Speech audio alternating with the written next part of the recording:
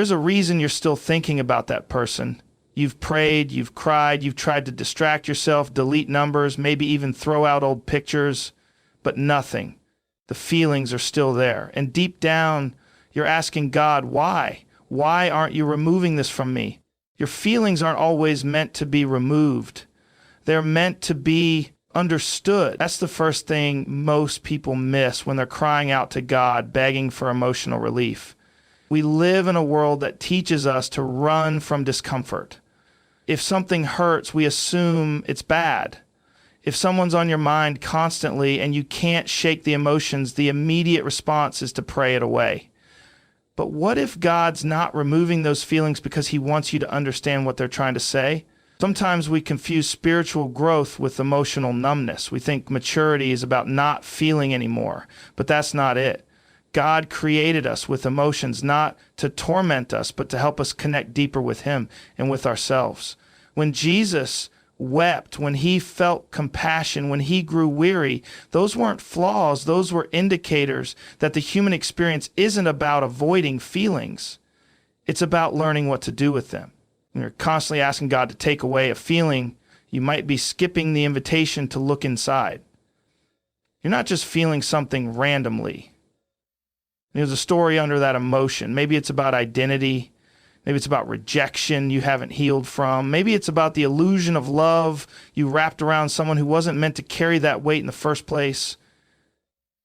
The feeling might not be the enemy, it might be the key. In the Bible, we are said the heart is deceitful above all things and desperately wicked. But it also says God searches the heart and tests the mind. That's not a contradiction. That's an invitation. God is not telling you to ignore your heart. He's telling you to let him search it with you, to sit in it, not hide from it.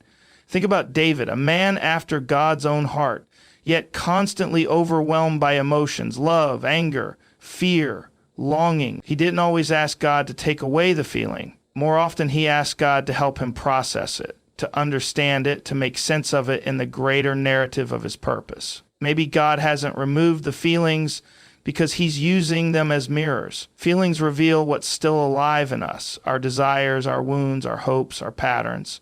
Sometimes God allows certain emotions to linger so that we stop numbing and start noticing. What triggers them? What memories are connected? What truth are we resisting? And maybe it's also about compassion. If God removed every intense emotion instantly, we'd lose touch with the very thing that connects us to others. Empathy. When you know what it feels like to carry unshakable emotion, you can better support someone else going through the same storm. Jesus didn't avoid pain, he leaned into it. He sat with it, and in doing so, he showed us the way to let God work through every complicated, unexplainable, and even inconvenient feeling we carry. God may be using this emotional tension to grow you spiritually. That's something most people don't want to hear when they're in the thick of it, when their chest tightens every time a memory hits, or they feel that familiar ache every time they see that person's name. You want the feeling to go away. You want God to press delete. But what if the tension you're feeling is the very soil where something eternal is being planted? Spiritual growth rarely happens in comfort zones. We don't evolve when everything's going smooth. We grow when we're stretched, pressed, and pushed beyond what we thought we could handle. And sometimes God allows a feeling to remain, not because he's ignoring you, but because he's maturing you. Think about how resistance builds strength. You don't grow muscles by sitting still. You grow by pushing against something that fights back. And in that same way, when your soul wrestles with emotion, something powerful starts to develop inside you. Perseverance, patience, surrender, discernment. In the Bible, we are said that suffering produces endurance, and endurance produces character, and character produces hope. Notice the order. It doesn't start with peace. It starts with the struggle. The process matters. The spiritual fruit doesn't just drop from heaven. It's cultivated through pressure. So when you're praying for God to take the emotion away, he might be letting it stay long enough to grow something eternal in you. Maybe you've never learned how to sit with your own vulnerability. Maybe this person, this situation is exposing how deeply you crave control, or how much you still tie your worth to being seen and validated. If that's what the feeling is revealing, then removing it too soon might short-circuit the healing God is trying to bring. Growth doesn't always look like strength on the outside. Sometimes it looks like brokenness that you no longer hide from. And in that raw place, God meets you not with instant relief, but with truth that sets you free layer by layer. When Paul pleaded with God to remove a thorn in his flesh, God said, "My grace is sufficient for you, for my power is made perfect in weakness." That wasn't a punishment, that was a deeper invitation. The thorn wasn't the problem, it was the process that exposed the power of God in his life. That's what unremoved feelings can do too. They show you that grace doesn't always take the pain away, but it shows up in the pain, empowering you to stand, to breathe, to press on, even when nothing changes externally. This kind of emotional tension doesn't mean God is distant. Sometimes it means he's closer than ever, doing his best work inside a heart that's open even when it's aching. In Bible, we are said that those who wait upon the Lord will renew their strength. They will run and not grow weary, walk and not faint. But that strength is born out of waiting, not escaping. And maybe that's what this feeling is teaching you, to wait, to trust, and to let God do his deeper work in you right in the middle of the ache. Unremoved feelings often reveal deeper needs or wounds. Most of the time, when people ask God to take away their emotions for someone, they think it's just about the person. But it's rarely that simple. If those feelings remain, even after time has passed, even after prayers and distance, there's usually something under the surface. And God, in his wisdom, is not always interested in surface-level healing. He digs deep. He gets into the hidden places, those quiet corners of your heart that you've ignored for years, because that's where real healing starts. Sometimes the reason you can't move on from someone isn't because they were the one, or because there's unfinished business. It's because your heart linked them to a deeper part of your story, something rooted in fear of rejection, abandonment, identity, or even the need to feel worthy. God doesn't always remove the emotion right away because he wants you to notice what's underneath it. And more than that, he wants to bring you to a place where the healing isn't just about forgetting someone, it's about being made whole. In Bible, we are said he heals the brokenhearted and binds up their wounds, but he can't heal what we won't expose. Sometimes those lingering emotions are God's way of bringing you back to the wound you tried to cover. He's not doing it to hurt you. He's doing it to free you. You can't put a bandage over a soul wound and expect it to disappear. It needs light, it needs truth, it needs time. And often it needs to be touched by God in the exact place it was hurt. Many people carry unhealed childhood pain into adult relationships, and when one of those relationships ends, it feels like your whole identity is breaking apart. Not because that person completed you, but because something in that bond touched an old fracture. Maybe it's how they made you feel seen. Maybe they gave you attention you never got before. Maybe they made you feel safe in a way no one else had. And now that they're gone, it's not just their absence that hurts. It's the reminder of how deeply you needed that love in the first place. When you pray for God to remove the feeling, you might be asking him to silence something that's actually helping you understand yourself. And God, being more concerned with your wholeness than your comfort, sometimes allows those emotions to linger until you face the root. In Bible, we are said that the truth will set you free, but first you have to confront it. It's also possible that what you thought was just heartbreak is actually God showing you a dependency issue. Maybe you didn't idolize the person, but you unknowingly let them fill a space in your heart that was always meant for God. And he's not punishing you by letting the emotion stay.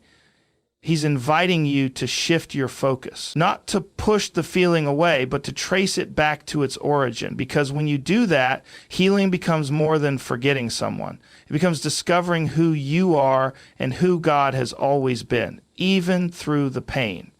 Sometimes the emotions you're begging God to remove are meant to teach you surrender. Not the kind of surrender that says, I give up, but the kind that says, I trust you even though this doesn't make sense. When feelings linger, when your heart won't let go and your prayers seem to echo in silence, it might not be a spiritual failure. It might be a spiritual invitation. God isn't always going to remove something just because it's painful. He may let it stay long enough to break the illusion of control. Because as long as we think we're managing our lives by willpower, we're missing the point of grace. There is something sacred about the space between wanting relief and receiving peace. That space is often where God meets us, not to take the weight off, but to show us how to walk with Him through it. In the Bible, we are said, "Trust in the Lord with all your heart and lean not on your own understanding." That means surrender isn't about having answers. It's about choosing to trust even when the answers don't come. You may think the emotion is a problem, but God may be using it as a pathway to trust Him on a deeper level. We're often more committed to emotional comfort than spiritual growth. And so when something hurts, we assume it must be fixed immediately. But sometimes God allows discomfort to lead us into a new level of dependence. Not the weak kind, the kind that says, "God, I can't do this without you, and I don't want to try." Surrender isn't passive, it's powerful. It's not about giving up on healing, but giving up the need to control how and when it happens. Think about Jesus in the garden before the cross. He was overwhelmed, deeply troubled, and honest with God about his feelings. He said, "If there's any way, take this cup from me." But then came the surrender. "Not my will, but yours be done." That moment was full of raw emotion, but it was also a picture of ultimate trust. Jesus didn't deny his feelings. He brought them into surrender. And that's the invitation for you too, not to deny the emotion, but to place it in God's hands. Sometimes you're asking for the feeling to be removed when God is asking for your heart to be laid down. And that's different. One is about escape. The other is about transformation. In the Bible, we are said that God gives grace to the humble, and nothing humbles us like persistent emotions we can't fix ourselves. That's where surrender becomes real, not in the easy moments, but in the ones where you feel helpless and still say, "God, I trust you." You don't have to understand why the feelings are still there to surrender them.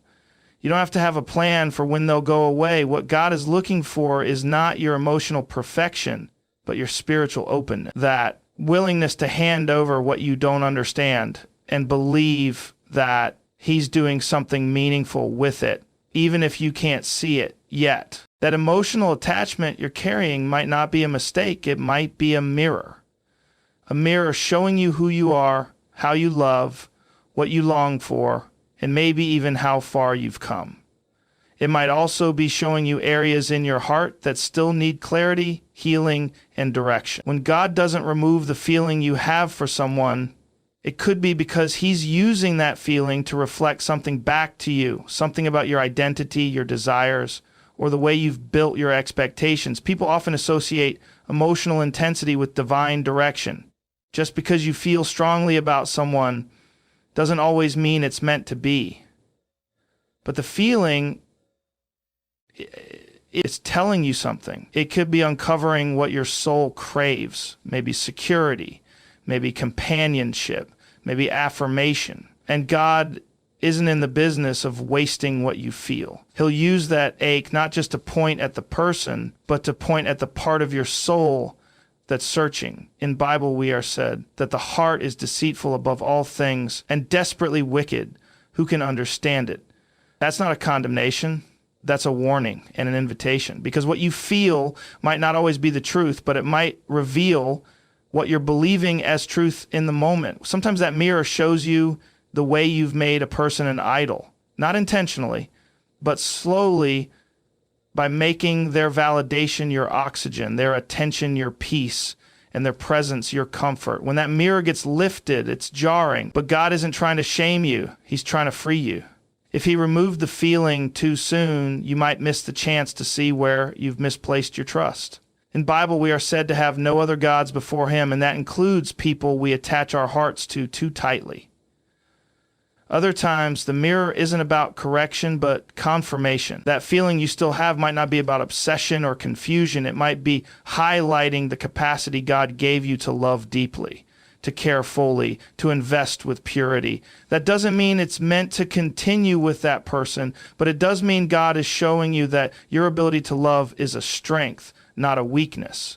And if you let Him guide it, that love can be redirected, reshaped, and eventually given to someone who receives it in alignment with God's plan. So many people want to shut down emotions without first learning from them, but God often speaks in subtle ways through conviction, through unrest, through longing.